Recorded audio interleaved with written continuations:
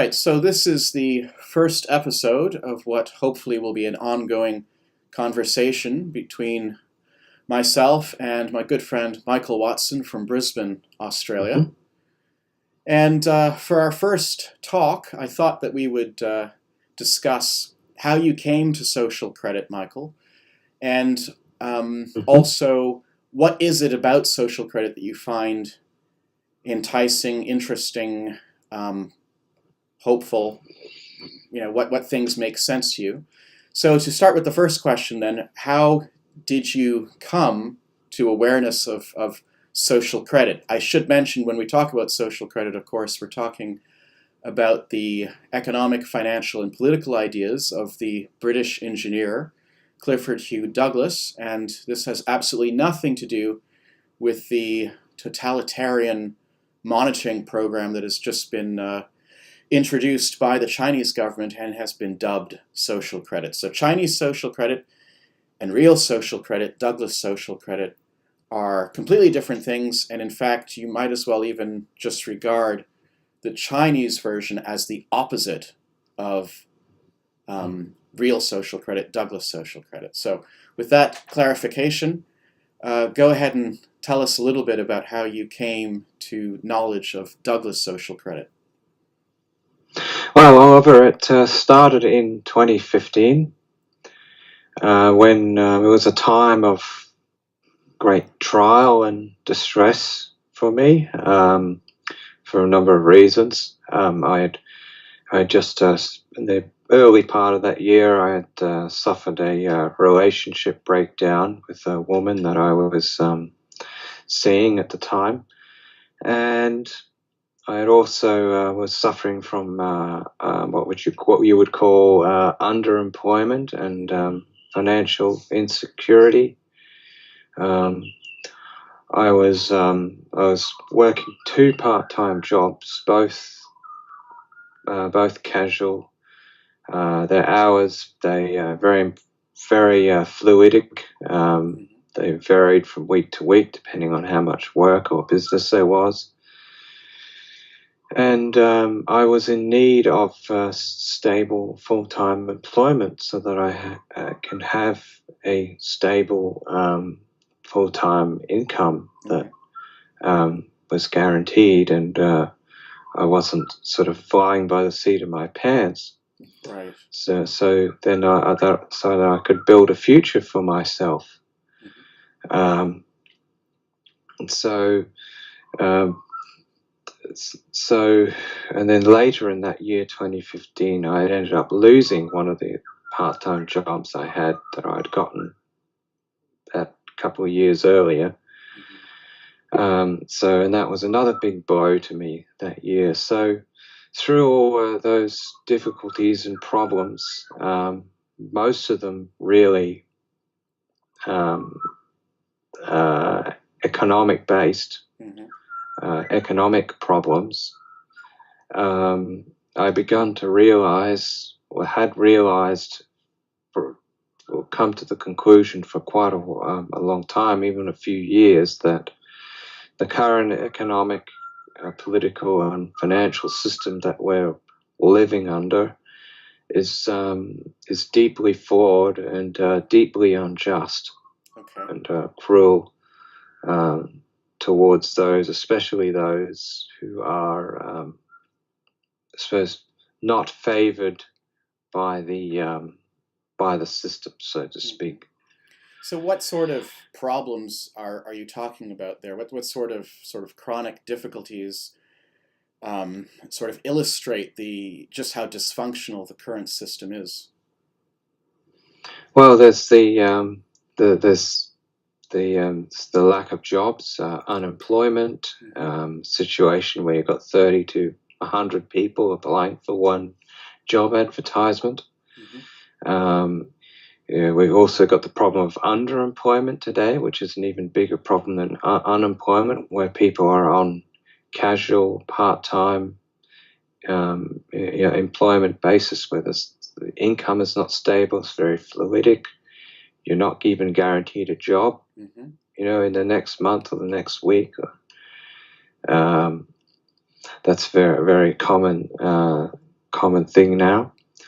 And there's also the cost of living, a severe lack of financial security, lack of money Right. that a lot of people, probably most people, are experiencing today to varying extents, Right. depending on their circumstances. Mm-hmm. So And the idea there is that for a lot of people, not for everyone, but for a lot of people, when you look at the prices of things, whether it's a house or a car or food prices or utilities or what have you, and then you look at what they actually earn, what they take home every week, very yep, often they're under significant stress or they simply have to do without. Or, yep, or the other option, of course, is they've got to take on new additional debt from the banks in order to supplement their incomes, which that's creates a right. problem in itself. Having to be heavily indebted and basically mortgaging the next couple decades of your life to service debt and to pay the interest on that debt and so forth, simply because your job isn't providing you with sufficient income to meet the costs and prices that Yes, businesses want to charge you. Yeah. yes, that's right. Okay. Yes, exactly. And it is becoming such a problem today, to the point that we've now we've got huge social problems. We have family breakdown. We've got mass suicides, um, mental, psychological problems, Mm-hmm. physical health problems, crime, juvenile delinquency, and growing poverty as a result of this lack of credit, this Mm-hmm. lack of financial security. Mm-hmm. That's becoming more of a problem in developed first world countries now. Mm. So that's how I came to the realization that there's something wrong with the current economic system. So um, it started. I started to research the solutions, Mm-hmm. various solutions that have been sought over the last couple of centuries. Sure. Various systems that have been tried and failed, Mm-hmm. and and so forth. And I started getting. I'm a practicing Catholic, so Mm-hmm. and have been for nearly about a decade, and so it was probably even starting in the year 2014. I started to get interested in Catholic social doctrine.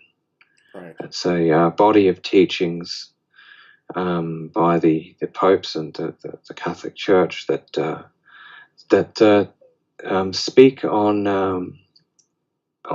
economic and social matters. So you're talking about the wages, what defines a just wage, the distribution of wealth and property and production, Mm-hmm. the cost of living, the relationships between employers and the employed, Mm-hmm. and so forth. So the Catholic Church has developed quite a solid uh, body of teachings on these matters, Mm-hmm. and that's where it really I started to get interested. Right. I've learnt the theological, liturgical, moral side of the Catholic faith and Christianity. Mm. And now there is a social economic side to it too. So I started getting interested in that and reading the various papal encyclicals and so Right. forth on the matter. Right. And then in late 2015, when I was going through these terrible trials, Mm. a fellow parishioner at one of the parishes that I attend, um, was connected with and was acquainted with you, Oliver, and he saw that I had a keen interest in Catholic social doctrine and economic issues. So he decided to put me on to you. He gave you my email and vice versa, and we emailed between each other and arranged a meeting Right. in the Brisbane CBD. I caught the train in there one day, and we met up and sat down in the food court in the shopping mall, Right. and we had a very good, long, deep discussion on the subject of Douglas social credit, and you gave me pretty much the basic rundown on it. You showed me all your books, like Social Credit Economics and Social Credit and Catholic Social Teaching, and so forth. So, basically from there, I was sold. Right. Right. You made a sale, I pretty made a much. sale. I realized I didn't get the whole thing fully initially when you gave me the rundown, but Sure. I did come to realize, this idea of Douglas social credit, the way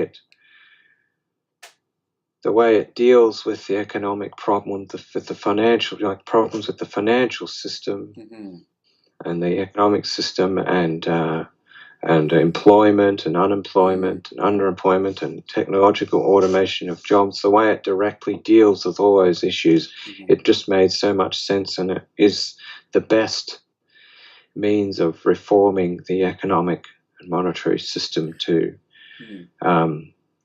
make it a more just and fair system for all in this modern age. Right. One thing that we should make clear, which we haven't really touched on yet, is that when it comes to Catholic social teaching, there are 4 basic principles: respect for the human person, the common good, subsidiarity, and solidarity.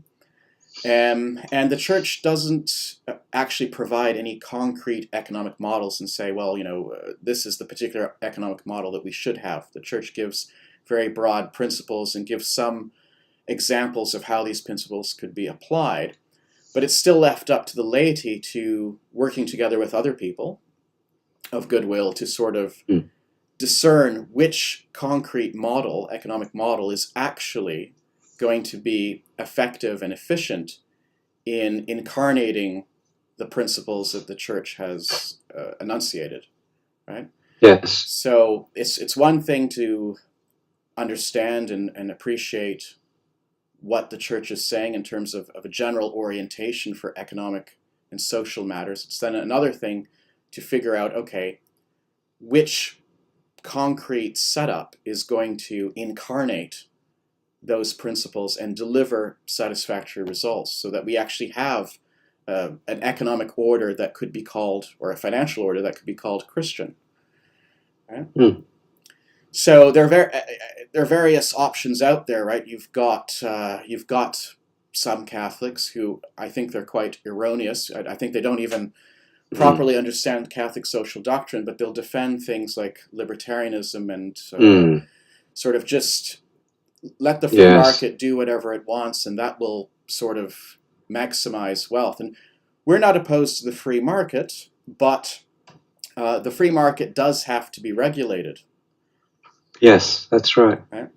Because it's not the sort of thing that if you leave it to its own devices, it's going to necessarily provide us with a Christian outcome. And you see that, for example, in periods like the 19th century in England, with all the problems with industrialization, child labor, and in fact, that was the very reason why Pope Leo the 13th came up with Rerum Novarum, which could be regarded the first social encyclical of the modern era. So that's right. Leaving them aside, and we can talk more about them, but leaving them aside for a moment, you've got others who do understand that the market mechanism has to be regulated so that the true purpose of economic association can be fulfilled. And from a social credit perspective, we say that the economy has a purpose, and that purpose is to deliver the goods and services that we need to survive and flourish, while calling on the least amount of labor and the least amount of resource consumption, right? So you can Yes. actually, if that's, you take that as the purpose of the economy, you can actually measure existing economies over that as a standard and say, well, to what degree are they actually delivering the goods and services we need to survive and flourish, and are doing it most efficiently with the least amount of bother to everybody, the least amount of labor, the least amount of resource consumption. So Yes. that other group of people are, they're classical distributists, and they believe that the solution to the economic problem is basically for everybody, directly or indirectly, to own, I shouldn't say directly or indirectly, directly themselves or directly with others, to own private productive property. So they think that if everyone owns their business or has a share in their business, then presumably the profits of enterprise could be more equitably shared, and this would solve the economic problem. Right? Go ahead. Yeah. So, well, that's right. Yeah, the distributist idea is that they distribute property and production as much as possible to every individual, so that everyone pretty much runs their own business. Mm-hmm. But there's also a question of how some of the things that perhaps classical distributism doesn't address is, one, the financial and monetary system, and the control, the ownership and control of it by the private banks, the private banking system, and two, the technological automation of jobs that's taking place. So how could you have, say, everyone self-employed running their own business when you've got, when the amount of work required is the amount of work that would be required would not require everyone to be employed, self-employed, or employed by an employer. Right. So there are predictions, for example, that within the next 20 years, 50% of existing American jobs could be automated. And under that technological scenario, it's very difficult to understand how you could champion an economic system which still accepts the principle of full employment, that everyone's got to be working between a certain age and a certain age, assuming that they're able-bodied, when there simply aren't enough meaningful jobs to go around. Even it's already the case that a lot of jobs are, to a greater or lesser extent, useless, witless, redundant, and or destructive. So there's a tremendous amount of economic waste and sabotage in the system already. With the automation that's coming, it's going to be even more difficult to provide everyone with meaningful work. So that's a problem that distributism cannot address, and not only distributism, but just about every other economic model out there except for social credit. I'll explain why in a moment. Another problem, though, with classical distributism is that there is this assumption that everyone is able and willing to run a business. And exactly, the reality is not everyone wants to run a business. No. Not everyone has the aptitude or the interest or the drive. And you can't tell people, well, you ought to have it, because people are different. They've got different temperaments, different skills, different interests, and not everyone is going to be in a position to run their own business, either alone or in cooperation with others. So that's sort of a practical barrier that that classical distributism would have to face. Now, they are right. They are right in a sense. I mean, they insist that people should have some form of ownership over productive assets, and that productive property ownership should be more widely distributed. And we agree with that. But the sort of property ownership that we champion has to do with a beneficial ownership in the real capital, in machines and equipment. And we would basically pay everyone a dividend, call it the national dividend, on that communal capital, if you want to call it. So the Yes. distribution that's occurring under social credit through monetary reform is a distribution that involves the beneficial ownership of real capital as opposed to sort of expecting people to have direct ownership and run their own businesses. Yes. Yeah, that's right. I think, and then that's so much more realistic Hmm. for people to have indirect ownership through by being enfranchised with debt-free credit with the national dividend, which Right. Douglas social credit proposes. And the notion of they think, oh well, if everyone just runs their own business, it's that idea is just completely unrealistic Mm-hmm. Mm-hmm. for the reasons as you stated. Mm-hmm.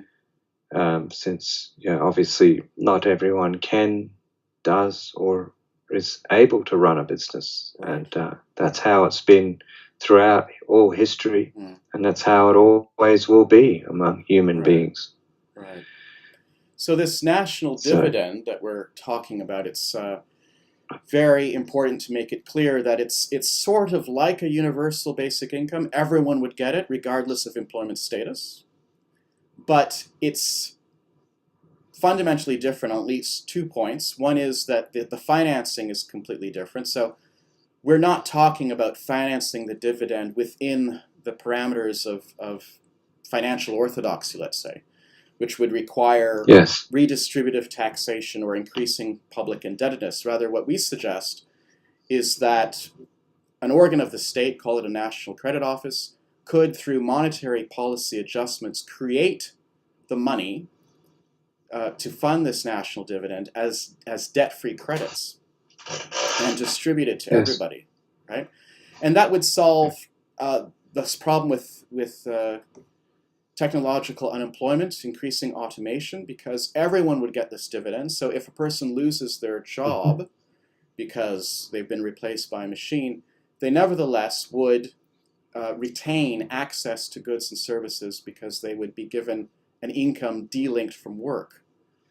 And the second that's right. way in which it would differ from a basic income is that the national dividend is not a guaranteed amount. It's a function of the economy's productivity, right? So we talk about creating debt-free credit, but this debt-free credit is not to be created willy-nilly. It's based on a far deeper analysis of what's going on with the financial system.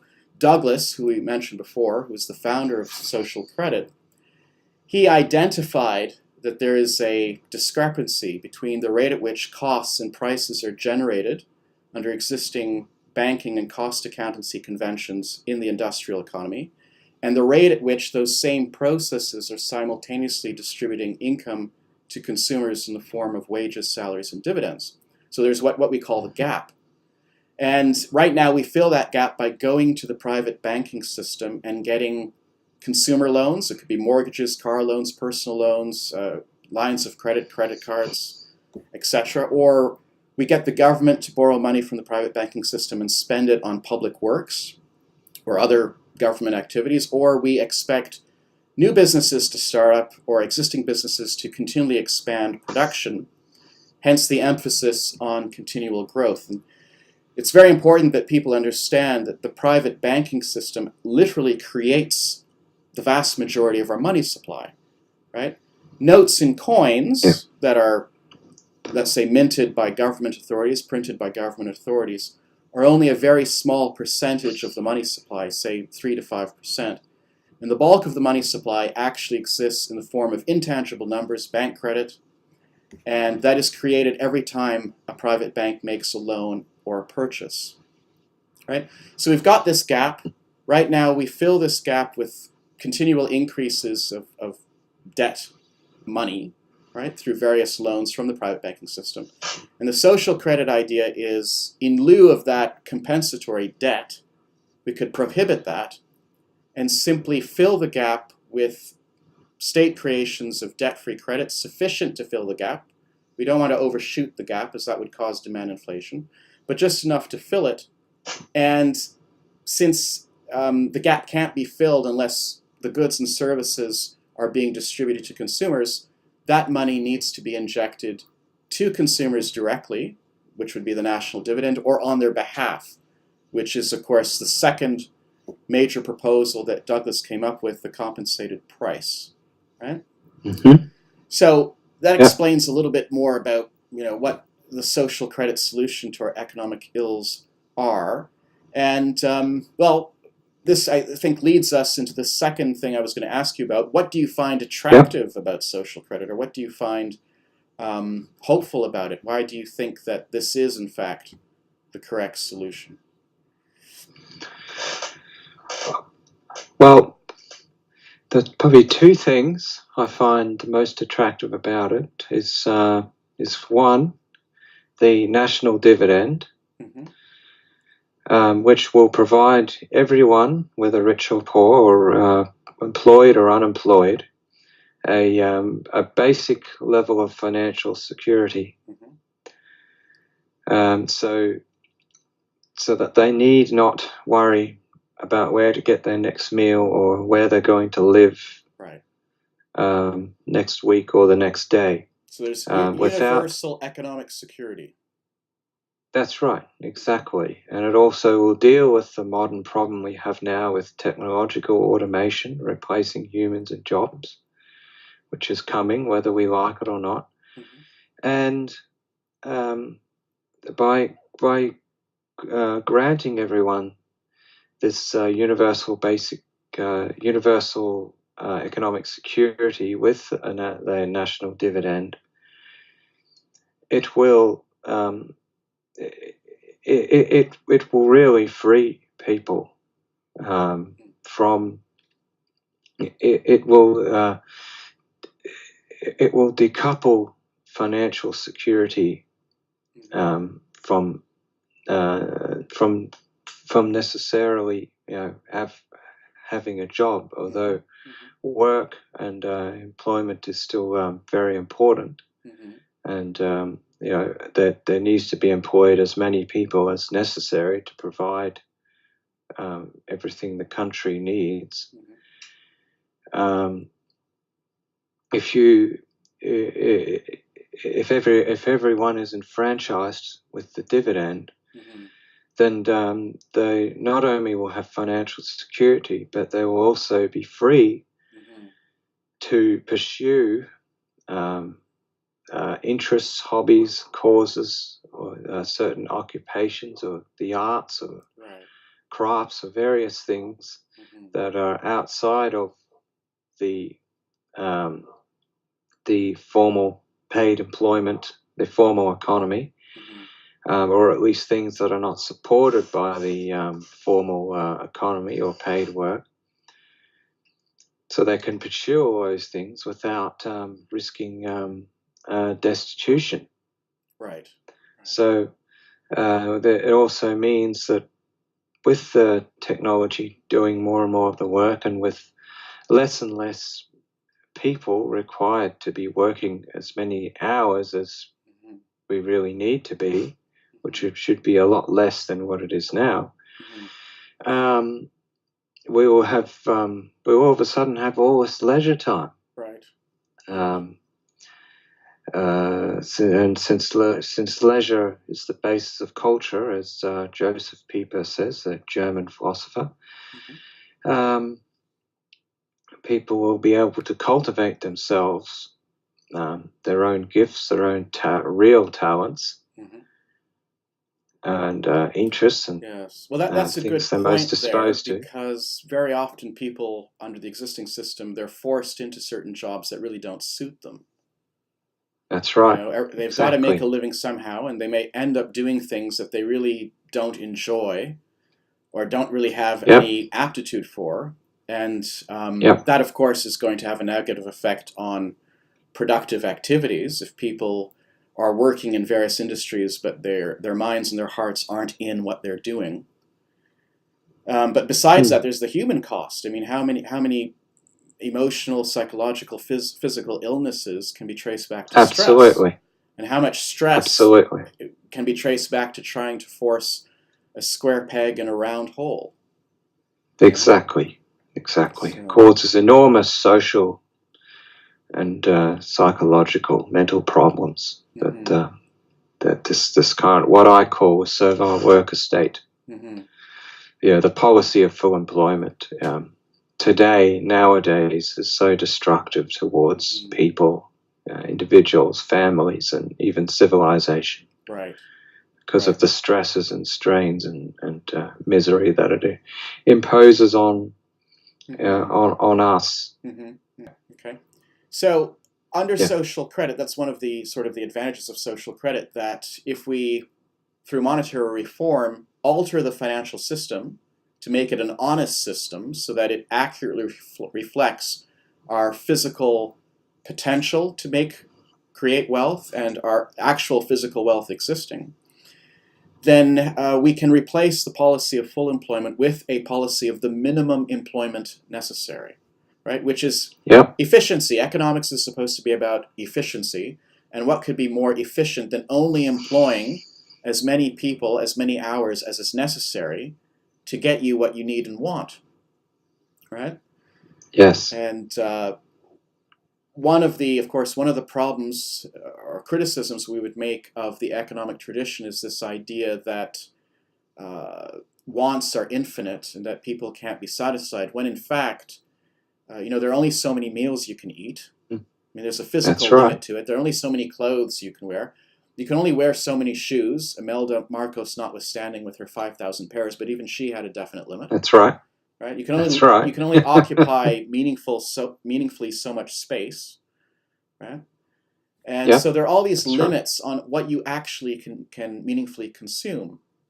And given that, when you combine that fact with the level of technology we reached, production is essentially functionally unlimited, and economics should no longer be looked at as a matter of science of scarcity, because the reality is now abundance, potential or actual. But we're living in an abundant world. Exactly, Oliver. Yes. Yeah. And even infinite want that you mentioned. A lot of the infinite want that is around, is happening today. Most of that is driven by scarcity, because when people are in a state of financial insecurity or scarcity, the lust or the desire for things is even greater, is magnified by the scarcity and insecurity.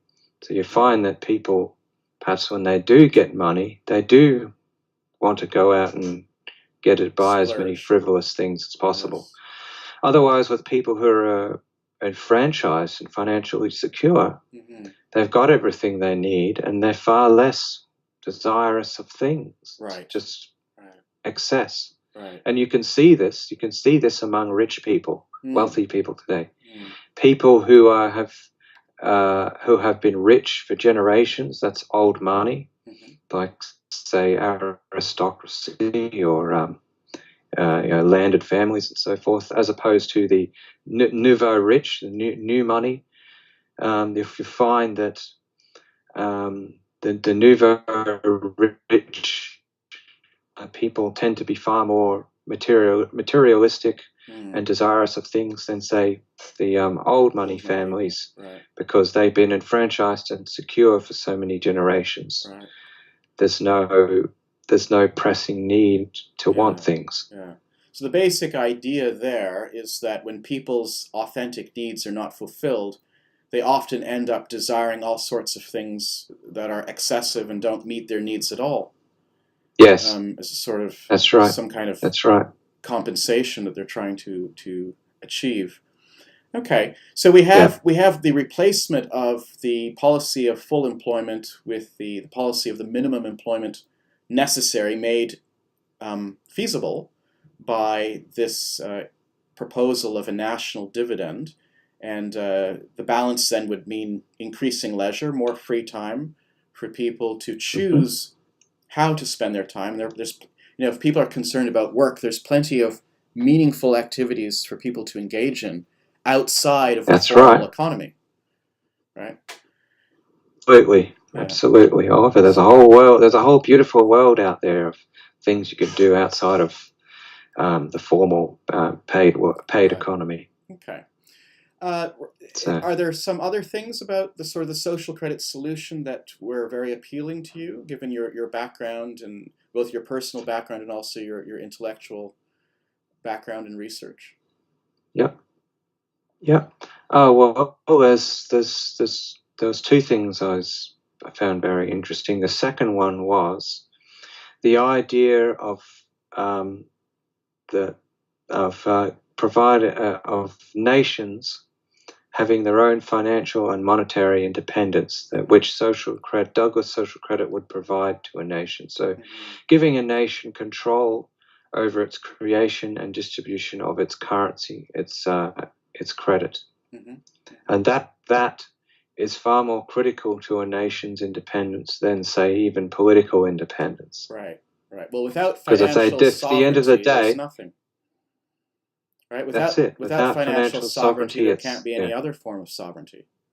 exactly, And exactly. by That's right. financial sovereignty, we mean that the nation state, each nation state, should be in a position where it can exercise sovereignty over financial policy within its jurisdiction, right? So the banks, the private banking system, as we were saying before, they currently create out of nothing uh, 97, 95, 97% of the money supply. And they pursue their own interests, profit making interests, not the common good. And what we're saying is that the financial system, if it's going to be an honest and just system, it needs to serve the public interest, it needs to serve the common good, and therefore there is a role for the state to regulate the financial system in all of its dimensions to ensure that the true purpose of economic association is fulfilled, that the money system will allow us to produce the goods and services that we need with the least Mhm. amount of resource consumption and human labor.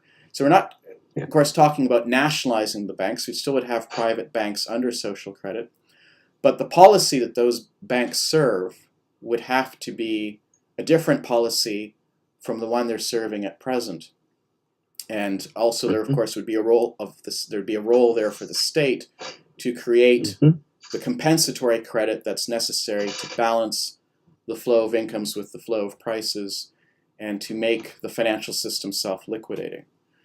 Right? Yeah, So, that's right, right. and as we were saying before, all talk of political sovereignty, economic sovereignty, social sovereignty. If you don't control your financial system, you don't control anything. That's it. That's exactly. Mm-hmm. Yep. Without financial sovereignty, you are nothing. Right. Okay. Yeah. So that's another thing that social credit insists on. Are there any other aspects of it that you wanted to mention that you found particularly Um. distinctive, attractive? Well, I want a third aspect of it, or as another aspect or proposal of Douglas social credit Mm-hmm. is the compensated price index. Mm-hmm. So if you could perhaps explain a bit about that, and about how that would work. Okay. So Douglas proposed that there were two main ways in which this debt-free credit should be injected into the economy. The dividend is one form, which would be given to each individual independently of whether they were working or not. And then we have the compensated price. And so what the compensated price is, it's basically a universal retail discount. And so all retail prices in a country would be reduced by a certain percentage across the board, and the money that would be necessary to make up the difference to retailers would be created by this national credit authority, right? And it's more complicated than that. It has to deal with the consumption-production ratio, and the idea that if we have an accurate, honest financial system, nothing should ever cost more in financial terms than what they cost in real terms. And the real cost of production being consumption, that means that we can figure out the real cost of something by asking what was actually spent on consumption as opposed to things like repaying capex charges or capital loans, which add to price but don't correspond to any consumption.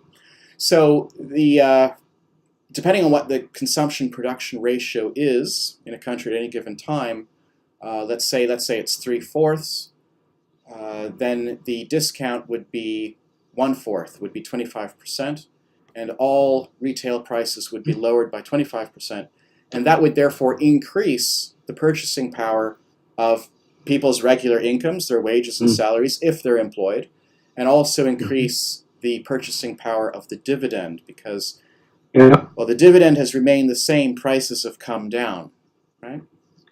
So in these two ways, by increasing incomes and also lowering prices, the price-income gap, which Douglas identified, is going to be bridged with debt-free credit without relying on what we rely on currently, which is compensatory debt money from new loans from the private banking system.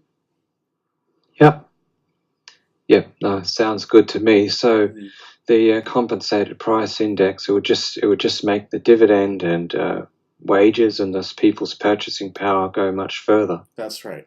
That's the idea. Increase the value of it. Yes. So you'd be able to buy more with less money, essentially. That's it. Right. Yes. Yeah, and without going into debt into any kind of consumer debt involving new debts contracted from private banks. Yeah. Okay. So we've covered quite a few bases. I don't know if there's anything else you wanted to add. We have. Yeah. I think we've pretty much covered all the bases. It's a pretty thorough rundown. Yes. How I came to social credit and my road to Damascus, so to speak. Yes, that's right. And given a good rundown on Douglas social credit and the workings of it and its solution to the modern economic and monetary problems we're facing today. Yes. All right. Well, we'll pick it up next week probably with on some other topic, and I hope that the viewers will join us. Yes, please do. All right. Take care, Michael. You too, Oliver. Bye-bye. Bye-bye.